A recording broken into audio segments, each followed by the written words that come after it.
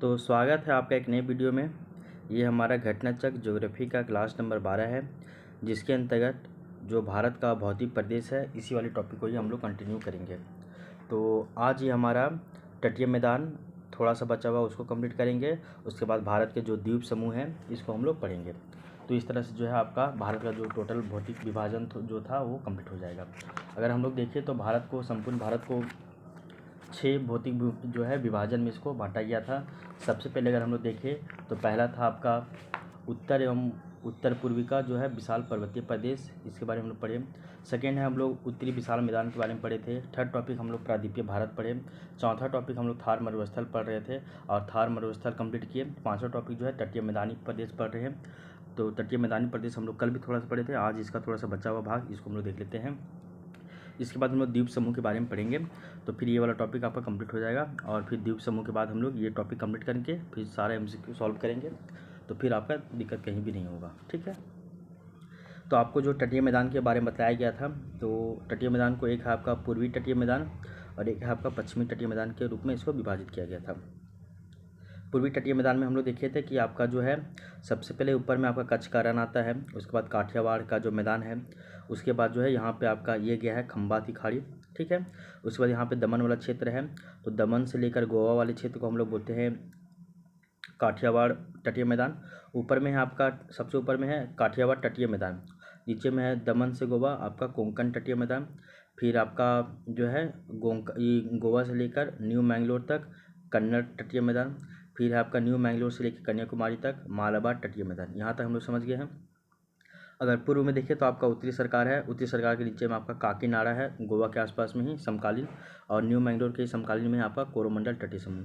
तो इधर आपका जो है टोटल 5 नाम आते हैं, 4 और इधर आपके 3। तो इधर 4 कौन कौन? काठियावाड़ तटीय मैदान, कोंकण तटीय मैदान, कन्नड़ तटीय मैदान और मालाबार तटीय मैदान।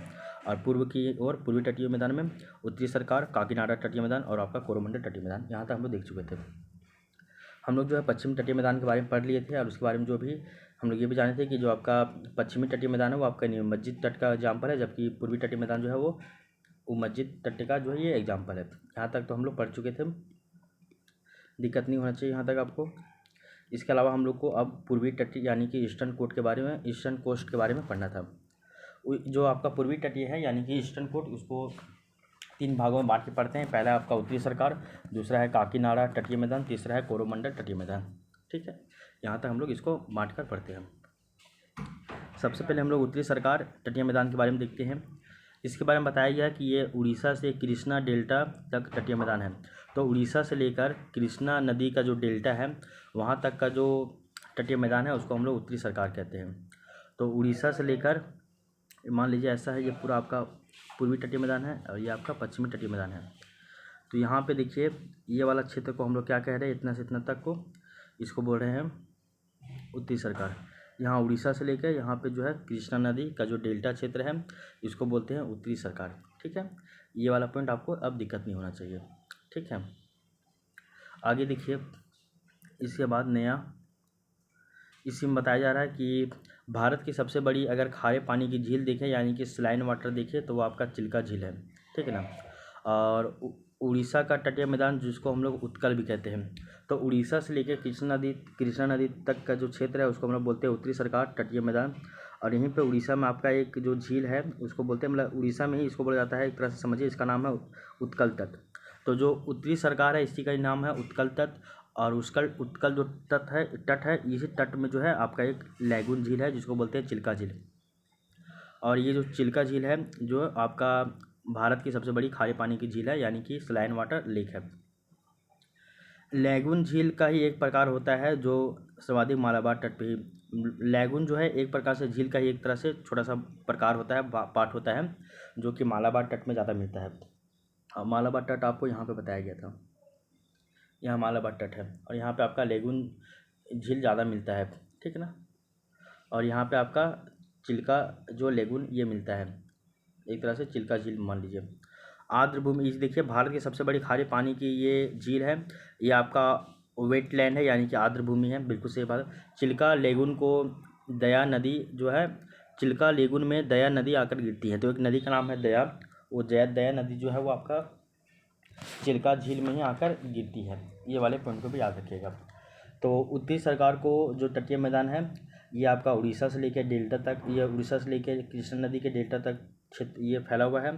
तो उड़ीसा से लेकर कृष्णा नदी के तटीय मैदान को हम लोग उत्तरी सरकार तटीय मैदान कहते हैं। उड़ीसा में ही इसी का नाम है उत्कल तट, और जहाँ पे एक आपका चिल्का लैगून झील मिलता है। लैगून झील क्या है, तो ये एक तरह से झील का ही एक प्रकार है, ठीक है।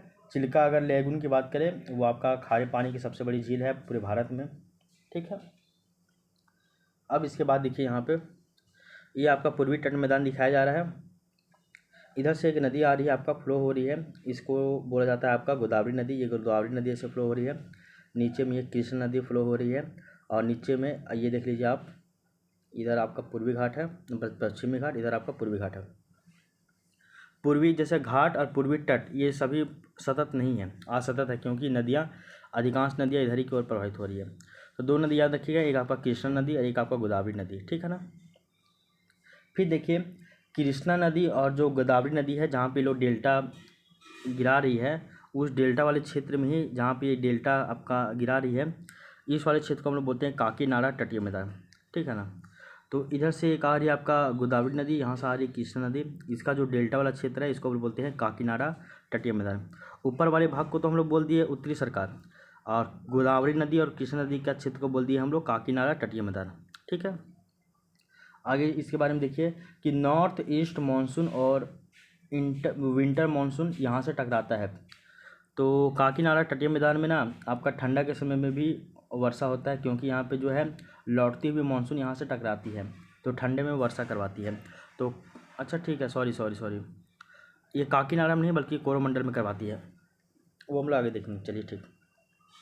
तो यहाँ से यहाँ तक को उत्तरी सरकार कहते हैं, यहाँ से यहाँ तक को हम लोग गोदावरी से लेकर कृष्णा नदी का बेसिन जो है वहाँ तक को हम लोग काकीनाडा तटीय मैदान कहते हैं। उसके नीचे आइएगा तो यहाँ से यहाँ तक जो भाग है इस भाग को हम लोग बोलते हैं कोरोमंडल तटीय मैदान। क्या बोलते हैं? कोरोमंडल तटीय मैदान, ठीक है ना। कावेरी नदी यहाँ पे डेल्टा का निर्माण करती है। तो जो आपका कोरोमंडल तटीय क्षेत्र मैदान है, कोरोमंडल तटीय मैदान, यहाँ पे जो है कावेरी नदी जो है वो डेल्टा का निर्माण करती है। कौन नदी? तो कावेरी नदी जो है वो डेल्टा का निर्माण करती है। इस वाले पॉइंट को भी आप याद रखिएगा, ठीक है ना। तो कावेरी नदी हम लोग जानते हैं कि कर्नाटक के दुर्ग जिले में स्थित ब्रह्मगिरी पहाड़ी से ये निकलती है और ये बंगाल की खाड़ी में जाकर गिरती है। मान लीजिए कावेरी नदी यहाँ पे है, ऐसा कावेरी नदी यहाँ पे डेल्टा बना रही है, इसको बोलते हैं कोरोमंडल तटीय मैदान, ठीक है। और ये जो आपका कोरोमंडल तटीय मैदान है, यहाँ पे लौटते हुए मानसून जो है, इस लौटते हुए मानसून से यहाँ पे वर्षा होता है ठंडा के दिनों में, ठीक है ना। तो ये बहुत इंपॉर्टेंट था आपके लिए। इतना ज़्यादा आपको कन्फ्यूजन नहीं होना है, बस सिंपल से याद रखिए, ये ऐसा सिंपल से बता रहे जो हम वो याद रखिए। देखिए ऐसा है, ये आपका पूर्वी मैदान है, ये आपका पूर्वी तटीय मैदान है, ये आपका पश्चिमी तटीय मैदान है। यहाँ से यहाँ तक का जो क्षेत्र है इसको बोलते हैं हम लोग, मान लीजिए उत्तरी सरकार, ठीक है। उसके बाद यहाँ से यहाँ तक का जो क्षेत्र है गोदावरी नदी से लेकर कृष्णा नदी का जो बेसिन है, यहाँ पे हम लोग बोलते हैं काकीनाडा का तटीय मैदान। नीचे में आपका जो कावेरी नदी का जो तटीय क्षेत्र है इसको बोलते हैं हम लोग कोरोमंडल तटीय मैदान। और कोरोमंडल तटीय मैदान जो है मध्य मैदान है, यहाँ पे समझे कोरोमंडल तट से आपका लौटती हुई मानसून भी यहाँ टकराती है और ये वर्षा करवाती है ठंडा के दिनों में। समझ में आ गया? यहीं तक आपको समझना था, ज़्यादा इसमें दिमाग नहीं लगाना है, ना तो उलझ जाइएगा। यहाँ पे लिखा हुआ है कि लौटती हुई मानसून, यानी कि जो ठंडा के समय में जो मानसून लौटती है वो कोरोमंडल तट में ठंडा के समय में वर्षा करवाती है, यानी कि प्रिसिपिटेशन करवाता है विंटर सीजन में। नोट यहाँ पे नोट करके दिया हुआ है कुछ बात, वो देख लीजिए। पूर्वी तटीय मैदान, यहाँ नदियाँ जो है वो डेल्टा बनाती है। तो पूर्वी तटीय मैदान में नदियाँ जो है वो डेल्टा बनाती है, अतः इनकी चौड़ाई अधिक मिलती है तथा यहाँ महाद्वीपीय शिल्प की चौड़ाई 500 किलोमीटर तक मिलती है। इतना जान लीजिए कि पूर्वी तटीय मैदान जो है सतत नहीं है, पूर्वी तटीय मैदान सतत नहीं है, वहाँ पर कई सारी नदियों के द्वारा क्या होता है डेल्टा बनाता भी है, नदियाँ जो बहती है, तो इसलिए कटा छटा मिलता है, एक ग्रुप में सतत नहीं मिलता है। ये हम लोग पूर्वी घाट और पश्चिमी घाट वाला में भी समझे थे। आगे देखिए, ये याद रखिए कि ईस्टर्न कोस्टल प्लेन में अच्छे बंदरगाह नहीं मिलते, क्योंकि ये ज़्यादा यहाँ पे गहराई नहीं है। ये आपका कैसा है, तो उम्मज्जित क्षेत्र है, जबकि पश्चिमी घाट आपका निमज्जित है, पानी में डूबा हुआ है। यहाँ पे अच्छे बंदरगाह मिलेंगे, डेप्थ ज़्यादा है, यहाँ पे गहराई कम है तो अच्छे बंदरगाह नहीं मिलेंगे, ठीक है। तो ये था आपका पूर्वी तट और पश्चिमी तट के बारे में 2-4 पॉइंट जो हम लोग समझ गए हैं, ठीक है ना। अब इससे संबंधित जो है हम लोग क्वेश्चन लगाएंगे और लूसेंट वाला बुक पढ़ लेंगे, तो फिर वहाँ से आपका ये बहुत अच्छी तरीके से जो है कवर हो जाएगा, फिर आपको कोई भी दिक्कत नहीं होगा। तो हम लोग का जो है आपका तटीय मैदान वाला क्षेत्र जो था पूर्वी तटीय, और आपका जो पश्चिमी तट है यानी कि कोस्टल प्लेन हम लोग पढ़ लिए हैं। हम लोग पूर्वी तटीय मैदान भी पढ़ लिए हैं और आपका पश्चिमी तटीय मैदान भी हम लोग पढ़ लिए हैं। अब हम लोग जो है वो द्वीप समूह के बारे में पढ़ते हैं, यानी कि आइसलैंड के बारे में। द्वीप समूह भी आपका 2 ठो है, यानी कि आइसलैंड भी आपका 2 ठो है। एक तो है आपका तट से दूर, यानी कि तट से दूर में एक आपका जो है, और एक है आपका तट के निकट यानी कि नियर टू द कोस्ट और अवे फ्रॉम द कोस्ट। तो तट से हम लोग का जो भारत है, इस भारत से अगर यहाँ नज़दीक नज़दीक में है इसको बोलेंगे तट के निकट, और भारत के अगर दूर दूर में है तट के तो उसको बोलेंगे हम लोग तट से दूर।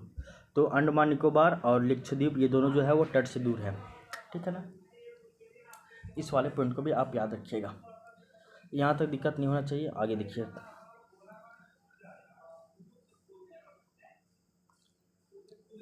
ये देखिए यहाँ पे बताया जा रहा है कि ये मान लीजिए कि ये कोई ऐसा क्षेत्र है, इसको बोलते हैं हम लोग कॉन्टिनेंटल शेल्फ बोलते हैं, ठीक है ना। हम लोग जानते हैं कि कोई भी एरिया हम लोग का ऐसा नहीं है उबड़ खाबड़ ऐसे ऐसे करके है, ऐसे ऐसे। तो यहाँ पानी भर गया, ऐसे सीधा सीधा पानी भर गया, ठीक है ना। कहीं देखिए अचानक गड्ढा मिलेगा, फिर देखिएगा ऊपर उठ जाएगा, फिर कहीं गड्ढा मिल जाएगा, कहीं ऊपर उठ जाएगा। तो जो ऊपर उठ जाएगा इसको बोलते हैं हम लोग द्वीप, इसको बोल देंगे द्वीप। जो पानी में डूब गया उसको बोलेंगे सागर है। सागर के बीच में आपका द्वीप है। तो द्वीप ऐसा नहीं था, ये स्थली का ही भाग है, ऊपर नीचे था इसलिए, ठीक है ना। तो टूरिस्ट अगर यहाँ से जाएंगे जहाज़ में बैठकर, पानी जहाज़ में बैठ के जाएंगे यहाँ पे, और यहाँ पे जाके अपना मनोरंजन करेंगे। यहाँ पे भी पानी में बैठ के जाएंगे जहाज़ में और यहाँ पे जाकर मनोरंजन करेंगे। ये आपका द्वीप। तो समझ में आ गया द्वीप वाला कॉन्सेप्ट। आगे देखिए, टूरिस्ट लोग यहाँ आते हैं, यहाँ पे द्वीप में बैठते हैं, घूमते फिरते अपना जो है करते हैं। आगे देख लीजिए, ये गड्ढा ऊँचा क्यों देखते हैं हम लोग? देखते हैं कि प्लेटें आपस में टकराते हैं, कहीं पर कोई भाग जो ऊपर उठ जाता है, कहीं भाग जो है नीचे गिर जाता है। ये कॉन्सेप्ट जानते हैं। आगे देखिए, अगर हम लोग देखें तो हमारा जो 2 द्वीप समूह है तट से दोनों दूर है, यानी कि अवे फ्रॉम द कोस्ट है। एक आपका अंडमान निकोबार द्वीप समूह और एक आपका लक्षद्वीप समूह। तो पहले हम लोग अंडमान निकोबार द्वीप समूह के बारे में पढ़ते हैं। किसके बारे में? तो अंडमान निकोबार द्वीप समूह के बारे में हम लोग पहले जानकारी जो है वो ले लेते हैं, ठीक है ना। इसमें बताया जा रहा है कि अंडमान निकोबार जो द्वीप समूह है इसका निर्माण कैसे हुआ है? तो आपका प्लेट विवर्तनिका के कारण हुआ, यानी कि जो है प्लेट टेक्टोनिक प्रोसेस के कारण हुआ है। और यहाँ पे 2 प्लेट है, आपका इंडियन प्लेट और आपका जो बर्मा प्लेट है। तो इंडियन प्लेट और आपका बर्मा प्लेट के आपस में अभिसरण यानी कि क्या बोलते हैं, कन्वर्जेंस के कारण हुआ है। कन्वर्जेंस के कारण हुआ है इंडियन प्लेट और बर्मा प्लेट के कन्वर्जेंस के कारण, यानी कि अभिसरण के कारण जो है वो अंडमान निकोबार द्वीप समूह का निर्माण हुआ है। पहला पॉइंट। दूसरा देखिए, अंडमान निकोबार जो द्वीप है इसका लोकेशन कहाँ था? हम लोग जानते हैं बंगाल की खाड़ी में है, जबकि अरब सागर में आपका लक्षद्वीप है। इसका विस्तार देखिए उत्तर से दक्षिण है। कहाँ से कहाँ विस्तार है? तो उत्तर से दक्षिण है। इसको कैसे बोलते हैं? देखिए उत्तर से दक्षिण ऐसा है, ऊपर से लेके ऐसा, ये ऐसा फैला हुआ है पूरा उत्तर से दक्षिण, ठीक है ना, इसलिए बोला जा रहा है। बंगाल की खाड़ी में है ये, और प्लेट विवर्तनिका सिद्धांत के द्वारा हुआ, यानी प्लेट टेक्टोनिक थ्योरी कारण हुआ है। और ये आपका इंडियन प्लेट और बर्मा प्लेट के आपस में अभिसरण यानी कि कन्वर्जेंस के कारण हुआ है, ठीक है ना। अगर हम लोग देखें तो अभी देखिए ये आपका मुख्य भारत का जो है ये मुख्य भूमि है, ये आपका अंडमान निकोबार है। ये आपका उत्तर से दक्षिण फैला हुआ है और ये आपका ऐसा गोल सा फैला हुआ है। यहाँ देखेंगे तो ये आपका इक्वेटर लाइन है। इक्वेटर से अगर हम लोग देखें तो हमारा जो दूरी है मात्र 876 किलोमीटर है, ठीक है, मात्र 876 किलोमीटर है। उसके बाद देखिए यहाँ से अगर अंडमान निकोबार के नीचे से दीजिएगा तो आपका 6 डिग्री 4 मिनट होता है उत्तरी अक्षांश, जबकि भारत की मुख्य भूमि में होता है आपका 8 डिग्री 4 मिनट उत्तरी अक्षांश। ये भी आपको पता होना चाहिए। आगे देखिए, ये 6 डिग्री 4 मिनट से लेकर 14 डिग्री नॉर्थ तक ये फैला हुआ है, 14 डिग्री नॉर्थ तक उत्तरी अक्षांश तक। ये इतना इंपॉर्टेंट नहीं है, इसको स्किप कीजिए। आगे देखिए, भारत के अंडमान निकोबार जो द्वीप समूह है वो भारत के दक्षिण पूर्व भाग में स्थित है। ये भारत है, पूरब पश्चिम उत्तर दक्षिण। तो ये दक्षिण में है और पूर्व में, तो दक्षिण पूर्व भाग में स्थित है यहाँ पर। आगे देखिए, अंडमान निकोबार जो द्वीप है यहाँ पे टोटल 572 गो द्वीप है, छोटे छोटे 572 गो द्वीप है, किसमें? अंडमान निकोबार द्वीप समूह में। और अगर लक्षद्वीप में बात करें, अरब सागर में जो है वहाँ पे आपका 36 गो द्वीप है, ज़्यादा नहीं 36 गो है। तो अंडमान निकोबार द्वीप समूह में टोटल 572 गो द्वीप है, जबकि लक्षद्वीप में टोटल 36 गो द्वीप है। ठीक है, यहाँ तक आपको पता चल गया है। आगे देखिए, ये आपका 6 डिग्री 4 मिनट उत्तरी अक्षांश से स्टार्ट होता है और आपका 14 डिग्री नॉर्थ तक ये जाता है। कितना? तो 14 डिग्री नॉर्थ तक ये जाता है, ठीक ना। और जबकि भारत का, ये मान लीजिए भारत, लक्षद्वीप ऐसे फैला हुआ है 6 डिग्री उत्तरी अक्षांश से लेकर 14 डिग्री उत्तरी अक्षांश तक जाता है, और ये आपका 8 डिग्री उत्तरी अक्षांश से लेकर 37 डिग्री उत्तरी अक्षांश तक जाता है। तो 8 डिग्री को भी क्रॉस कर जाता है अंडमान निकोबार, ठीक है ना। ये वाला भी पॉइंट याद रखिएगा। अब देखिए अंडमान के बारे में, अंडमान निकोबार द्वीप समूह बताया जा रहा है कि इसमें टोटल 572 गो द्वीप है और लक्षद्वीप में टोटल 36 गो है। तो इसको कई सारे भागों में बांटा गया है, देख लीजिए कितने सारे यहाँ पे द्वीप है, देख लीजिए आप थोड़ा सा।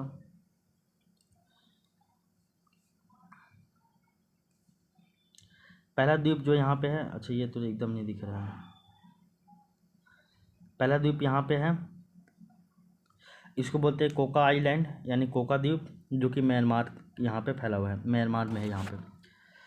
यहाँ पे एक छोटा सा और है, इसको बोलते हैं लैंडफॉल द्वीप, ठीक है ना। यहाँ तक समझ में आ गया है। यहाँ बीच में यहाँ पे एक और है, इसको बोलते हैं मिडिल अंडमान द्वीप, ठीक है ना। उसके नीचे आपका साउथ अंडमान द्वीप, ठीक है ना। फिर उसके नीचे देखिएगा तो आपका एक आता है आपका कार निकोबार यहाँ पे है, ठीक है। कार निकोबार के नीचे में आइएगा आप तो छोटा सा यहाँ पे है छोटा निकोबार। उसके नीचे आइएगा तो आपका बड़ा निकोबार यानी कि ग्रेट निकोबार है ना। उसके बाद देखिए यहाँ पे तो आपका सुमात्रा द्वीप है, यहाँ से फिर आपका नीचे में इंडोनेशिया स्टार्ट हो जाएगा। तो 4-5 गो नाम याद रखिए। सबसे ऊपर में आपका कोका द्वीप है, कोका द्वीप। उसके नीचे में आप देखिएगा तो एक आपका लैंडफॉल द्वीप है। लैंडफॉल द्वीप के जस्ट हल्का नीचे में एक चोटी है जिसको बोलते हैं उत्तरी अंडमान द्वीप भी बोलते हैं, और उत्तरी अंडमान द्वीप में ही आपका एक है सैडल पीक। क्या है? सैडल पीक है, जो कि 738 मीटर है। इसको बोलते हैं गद्दीदार चोटी। क्या बोलते हैं? गद्दीदार चोटी, ठीक है ना। तो याद रखिएगा, इस तरह करके है, ऐसा फैला हुआ। तो सबसे ऊपर में आपका है कोका द्वीप, यहाँ पे नहीं इधर बना देते हैं। सबसे ऊपर में आपका कोका द्वीप, उसके नीचे है आपका उत्तरी अंडमान द्वीप, और उत्तरी अंडमान द्वीप में ही एक आपका चोटी है जिसको बोलते हैं सैडल पीक, ठीक है। उत्तरी अंडमान द्वीप के नीचे में आपका है मिडिल अंडमान द्वीप, और मिडिल अंडमान द्वीप में भी एक चोटी है जिसको बोलते हैं माउंट डिओबाली चोटी। क्या बोलते हैं? माउंट डिओबाली चोटी।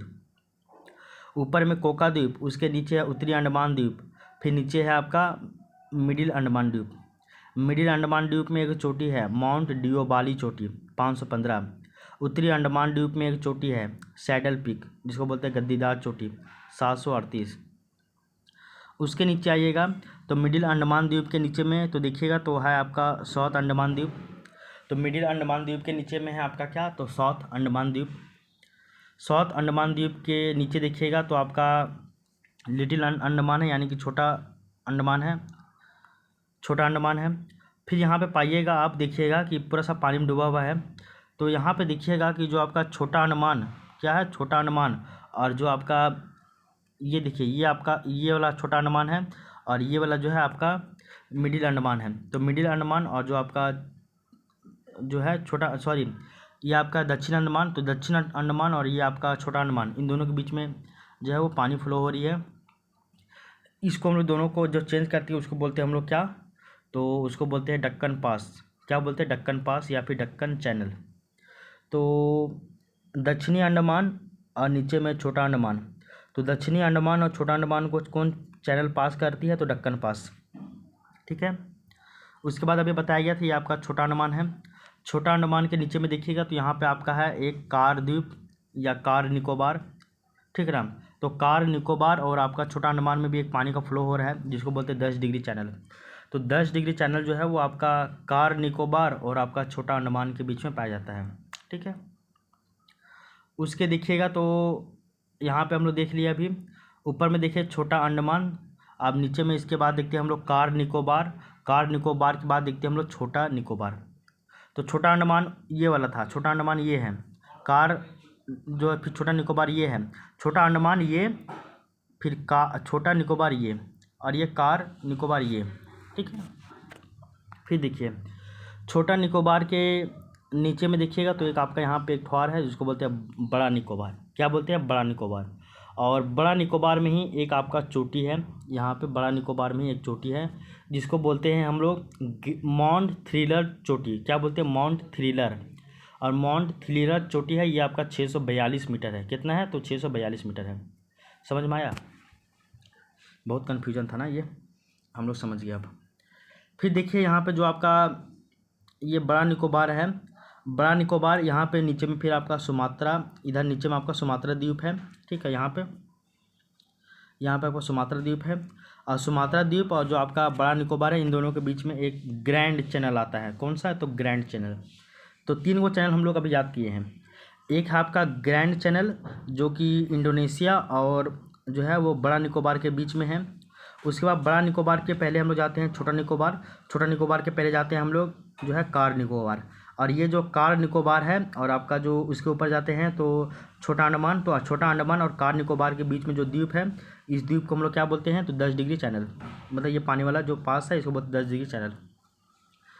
तो ये आपका कार निकोबार, ये आपका छोटा अंडमान। छोटा अंडमान के ऊपर देखिएगा तो आपका ये दक्षिणी अंडमान हो जाएगा। तो दक्षिणी अंडमान और आपका छोटा अंडमान के बीच में जो ये पास हो रहा है पानी का, इसको बोलते हैं डक्कन पास। क्या बोलेंगे? डक्कन पास या फिर डक्कन चैनल, ठीक है। तो ये 3 गो याद होना चाहिए ऐसा। और टोटल के गो द्वीप है यहाँ पे? 572 गो, लेकिन हम लोगों को के गो याद रखना है, 7-8 गो याद रखना है। सबसे पहले कौन है? तो सबसे पहले आपका है कोका आइसलैंड, कोका द्वीप। उसके नीचे कौन है? तो आपका उत्तरी अंडमान द्वीप। उत्तरी अंडमान द्वीप में एक चोटी है सैडल पीक। उसके बाद 3rd नंबर कौन है? तो आपका मिडिल अंडमान द्वीप है, मिडिल अंडमान द्वीप। और मिडिल अंडमान द्वीप में भी एक चोटी है जो उसको बोलते हैं माउंट डिओबाली चोटी। उसके बाद मिडिल अंडमान द्वीप के नीचे में देखिएगा तो आपका है एक साउथ अंडमान, ठीक है ना। और साउथ अंडमान के नीचे में देखिएगा तो आपका है छोटा अंडमान। क्या है? तो छोटा अंडमान। और साउथ अंडमान और छोटा अंडमान के बीच में जो पानी का पास है उसको बोलते हैं डक्कन पास या फिर चैनल। समझ में आ गया? फिर छोटा अंडमान के नीचे में है कार निकोबार, कार निकोबार के नीचे में है छोटा निकोबार, और छोटा निकोबार के नीचे में है आपका बड़ा निकोबार। तो इस तरह करके आपको याद करना है। तो 3, 3, 6, 2, 8 गो। तो 8 गो नाम अगर आपको याद होगा ना तो आप यहाँ से निकाल ले जाओगे। तो 8 गो नाम कम से कम आपको एटलीस्ट होना ही चाहिए याद, ठीक है ना। और कहाँ कहाँ पे ग्रैंड चैनल है, कहाँ कहाँ पे क्या है, 3 गो ये भी याद रखना है। एक वो ग्रैंड चैनल किसके किसके बीच में है, फिर 10 डिग्री चैनल किसके किसके बीच में है, फिर आपका डक्कन पास या डक्कन चैनल किसके किसके बीच में है, ये भी आपको पता होना चाहिए। तो इस तरह करके हम लोग इसको याद करते हैं, ठीक है ना। तो आई होप अब आपको कोई भी दिक्कत नहीं होना चाहिए। और इसमें छोटा अंडमान, ये क्या बोलते हैं, अंडमान जो द्वीप समूह है, इस अंडमान द्वीप समूह में आपको 3-4 गो चोटी का भी नाम याद रखना है। जैसे कि उत्तरी अंडमान मतलब सॉरी जैसे कि सैडल पीक, जैसे माउंट डिओबाली चोटी, जैसे कि माउंट कोयोब चोटी। यहाँ पे देखिए माउंट कोयोब चोटी यहाँ पे है, तो माउंट कोयोब चोटी देखना है, ठीक है ना। इस तरह करके तो ये याद रखिएगा हमेशा कि उत्तरी अंडमान द्वीप में सैडल पीक, मिडिल अंडमान द्वीप में आपका माउंट डिओबाली चोटी, दक्षिणी साउथ अंडमान द्वीप यानी कि दक्षिणी अंडमान में आपका माउंट कोयोब द्वीप। इसका मीटर भी कितना है, 460, वो याद रखिएगा। उसके नीचे में आपका छोटा अंडमान, उसके नीचे में कार निकोबार, उसके नीचे में आपका छोटा निकोबार, और सबसे नीचे में आपका ग्रेट निकोबार, बड़ा निकोबार, जो कि जहाँ पे एक चोटी है आपका माउंट थ्रिलर चोटी। यहाँ तक 4 गो चोटी भी याद रखिएगा और 8 गो द्वीप याद रखिएगा। उसके नीचे में सुमात्रा द्वीप है, यहाँ से फिर इंडोनेशिया का पार्ट स्टार्ट हो जाता है, ठीक है ना। तो अब देखिए 2 गो यहाँ से 4 गो चोटी है, 4 गो चोटी में 2 गो क्वेश्चन बनता है। और ये क्वेश्चन है कि अंडमान निकोबार द्वीप समूह का सर्वोच्च चोटी कौन है, तो हम लोग जानते हैं ये है आपका सैडल पीक। और सैडल पीक का हाइट कितना है, सैडल पीक को हम लोग गद्दीदार चोटी भी कहते हैं, और ये आपका 738 है ना, 738 मीटर। और जो गद्दीदार पीक है, जो सैडल पीक है, ये आपका उत्तरी अंडमान का ये भाग है। सेकेंड चोटी की बात करें तो आपका माउंट थ्रिलर पीक है, माउंट थ्रिलर पीक, जो कि ये रहा माउंट थ्रिलर पीक, जो कि आपका बड़ा निकोबार का ही ये भाग है ना। तो ये बड़ा निकोबार का ही ये भाग है, ठीक है ना। यहाँ तक आपको कोई भी दिक्कत नहीं होना चाहिए। बहुत खोज पोछ हो जा रहा है ना। अब देखो ये हम लोग यहाँ तक देख लिए, इसके बारे में हम लोग पढ़े हैं। तो अंडमान के बारे में हम लोग देखिए। अब हम लोग देखो दक्षिणी अंडमान के बारे में भी थोड़ा सा और देखना है। तो दक्षिणी अंडमान भी थोड़ा सा और बचा हुआ है यहाँ पे, ठीक है ना। यहाँ तक तो हम लोग पढ़ लिए ऊपर में। ये 8 गो जो द्वीप समूह के बारे में जानना है आपको, अंडमान निकोबार वाले में 8 गो द्वीप के बारे में जानना है। उसके नीचे में आइएगा आप तो यहाँ पे आपका दक्षिणी अंडमान है। दक्षिणी अंडमान में देखिएगा तो एक आपका है यहाँ पे स्वराज द्वीप, एक आपका पोर्ट ब्लेयर और एक आपका रूटलैंड द्वीप। 3 गो द्वीप याद रखिएगा। एक आपका है स्वराज द्वीप, एक आपका लिब्रंथ द्वीप, तो स्वराज द्वीप, लिब्रंथ द्वीप और आपका रूटलैंड द्वीप, ठीक ना। तो स्वराज द्वीप, पोर्ट ब्लेयर द्वीप और लिब्रंथ द्वीप ऐसे याद रखिएगा। तो दक्षिणी अंडमान देखिए ऐसे एक द्वीप यहाँ पे है, एक आपका यहाँ पे पोर्ट ब्लेयर है, यहाँ पे आपका लिब्रंथ द्वीप है, यहाँ पे आपका रूटलैंड द्वीप है। 8 को उधर तो हम लोग याद किए एक सीरीज में, 4 को इधर अलग से याद करेंगे। तो 8 4 12 को केवल अंडमान में याद करना है, ठीक है ना। इसलिए 12 का नाम याद होना चाहिए आपको। तो ये चारों भी आपको पता होना चाहिए, ये दक्षिणी अंडमान में ही ये सब है। स्वराज द्वीप, लिब्रंथ द्वीप, पोर्ट ब्लेयर और आपका रूटलैंड द्वीप। पोर्ट ब्लेयर जो है यहीं पे आपका सेल्यूलर जेल यहीं पे है और वीर सावरकर इंटरनेशनल एयरपोर्ट भी यहीं पे है। तो पोर्ट ब्लेयर जो है आपका, तो पोर्ट ब्लेयर में ही आपका सेल्यूलर जेल भी है और वीर सावरकर इंटरनेशनल एयरपोर्ट भी यहीं पे है ना, पोर्ट ब्लेयर में ही। तो पोर्ट ब्लेयर वाला पॉइंट याद रखिएगा आप। आगे देखिए 2018 में 3 द्वीपों का जो नाम चेंज किया गया था, 3 आइसलैंड का। रॉस जो द्वीप है, ये वाला रॉस द्वीप, तो रॉस द्वीप का नाम क्या कर दिया गया है, तो नेताजी सुभाष चंद्र बोस द्वीप कर दिया गया है। हेवलॉक द्वीप का नाम स्वराज द्वीप रखा गया और नील द्वीप का नाम शहीद द्वीप रखा गया है। तो 2018 में 3 गो द्वीप का नाम चेंज हुआ है, रॉस द्वीप, हेवलॉक द्वीप, नील द्वीप, इन तीनों का नाम जो है वो चेंज हुआ है, ठीक ना। और क्या नाम रखा गया वो आप यहाँ से देख लीजिएगा। आगे देखिए बैरन आइसलैंड यानी कि बैरन द्वीप, ये भारत का एकमात्र सक्रिय ज्वालामुखी वाला द्वीप है। तो भारत का एकमात्र द्वीप जहाँ पे सक्रिय ज्वालामुखी है तो वो है आपका बैरन द्वीप। अगला देखिए नारकोंडम द्वीप। तो नारकोंडम द्वीप जो है वो सुषुप्त ज्वालामुखी यानी कि ड्रोमिंट वॉल्केनो यहाँ पे देखने को मिलता है। एक्टिव वोल्केनो आपका बैरन द्वीप में है, जबकि सुषुप्त ज्वालामुखी यानी कि ड्रोमिंट वॉल्केनो आपका नारकोंडम द्वीप में है। आगे देखिए अंडमान निकोबार में अगर हम लोग देखिए तो वहाँ पे कुछ कुछ जनजातियाँ भी रहती है, ट्राइब्स रहती है, जैसे कि आपका जारवा, ओंगे, सेटिनलीज और आपका सोम्पेन। तो सोम्पेन, सेटिनलीज, ओंगे, जारवा ये सभी जनजातियाँ हैं। अगर हम लोग यहाँ पे अगर वन की बात करें, कैसा यहाँ पे वन, कैसा यहाँ पे फॉरेस्ट मिलता है, तो आपका इक्वेटोरियल रेन फॉरेस्ट और एवरग्रीन फॉरेस्ट यहाँ मिलेगी। तो इक्वेटोरियल रेन फॉरेस्ट यानी कि विषुवत रेखीय वर्षा वन यहाँ मिलेगा और सदाबहार वन यानी कि एवरग्रीन फॉरेस्ट यहाँ पे देखने को मिलती है। ये हो गया आपका अंडमान निकोबार द्वीप समूह के बारे में। तो अंडमान निकोबार द्वीप समूह जो है यहाँ पे टोटल 8 गो नाम याद रखिएगा। 8 गो आपका छोटे छोटा द्वीप याद रखिएगा और 4 गो आपका बड़ा बड़ा द्वीप याद रखिएगा, जैसे कि आपका पोर्ट ब्लेयर, स्वराज द्वीप, रूटलैंड द्वीप और आपका लिब्रंथ द्वीप, ये चारों के बारे में याद रखना है, ठीक है ना। फिर 2018 में 3 गो द्वीप का नाम चेंज किया है। रॉस द्वीप को नेताजी सुभाष चंद्र बोस, हैवलॉक द्वीप को स्वराज द्वीप और नील द्वीप को शहीद द्वीप ये नाम रखा गया है। तो इसके बारे में भी आपको पता होना चाहिए। इसके बाद हम लोग जो है ये आपका अंडमान निकोबार जो द्वीप है वो आपका कंप्लीट हो जाता है। और फिर अंडमान निकोबार द्वीप के बाद जो है हम लोग थोड़ा सा हल्का सा छोटा सा बचता है, वो है आपका लक्षद्वीप। और लक्षद्वीप ज़्यादा बड़ा नहीं है, इसको देख लीजिए, लक्षद्वीप बहुत छोटा सा है। जितना बड़ा आपका अंडमान था उतना बड़ा लक्षद्वीप नहीं है। तो लक्षद्वीप बहुत छोटा है। यहाँ पे आपका 36 गो द्वीप है छोटा छोटा, और अंडमान में 572 गो था। 572 में आपको जो है वो 8 और 4 12 गो द्वीप का नाम याद रखना है। तो 12-13 गो द्वीप का नाम याद नहीं रख सकते हो, इतना तो रख ही सकते हो, सिविल सर्विस की तैयारी कर रहे हो भाई। आगे देखिए लक्षद्वीप के बारे में बताया जाता है कि मूंगा जीवों द्वारा कैल्शियम कार्बोनेट के जमाव से ये इसका निर्माण हुआ है। तो formation by calcium carbonate CaCO3 release by coral organism, यानी कि मूंगा जीव के द्वारा जो है जो कैल्शियम कार्बोनेट का जमाव होता है उससे ये लक्षद्वीप का निर्माण हुआ है। अगर हम लोग मूंगा जीव की बात करें तो ये आपका एक शैवाल होता है जिसका नाम है जुंजे थैलाई शैवाल के साथ सहजीवी यानी कि सेम बायोटिक संबंध बनाकर रखता है। तो जो मूंगा जीव है ये आपका जुंजे थेलाई नामक शैवाल के साथ ये सहजीवी संबंध बनाता है, यानी कि सिम्बायोटिक संबंध बनाता है।